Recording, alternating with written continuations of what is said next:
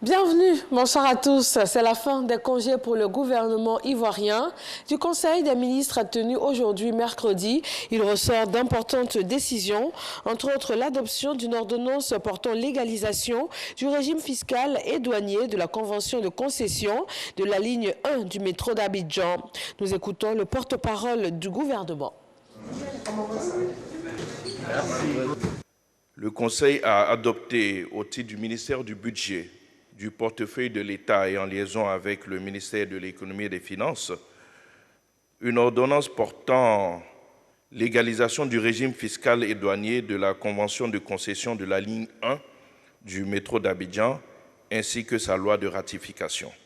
L'État de Côte d'Ivoire, vous en souvenez, a signé donc le 21 décembre 2019 avec la société de transport abidjanais par rail, la STAR, une convention relative à la construction et à l'exploitation de la ligne 1 du métro d'Abidjan, devant relier les communes d'Anyama et de Port-Boué sur un linéaire d'environ 37,5 km.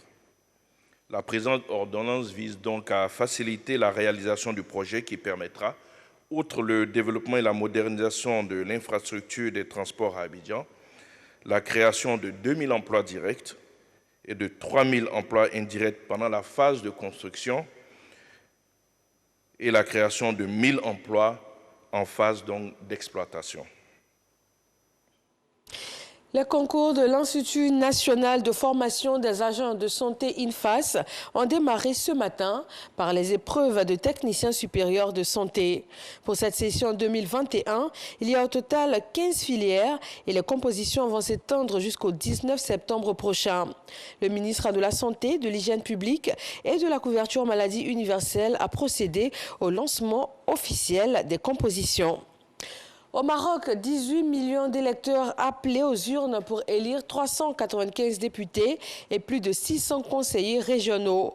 Les enjeux sont importants. Le taux de participation en fait partie.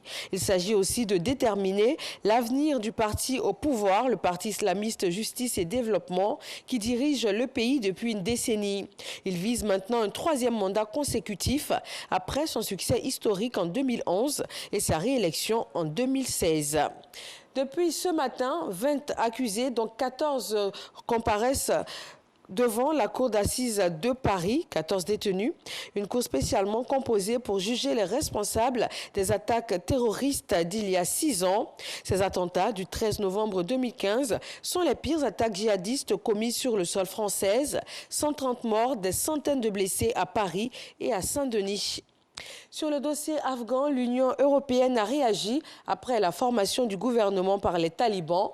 Selon les mots du porte-parole de l'Union européenne, cela ne ressemble pas à la formation inclusive et représentative de la riche diversité ethnique et religieuse de l'Afghanistan que nous espérions voir et que les talibans promettaient ces dernières semaines.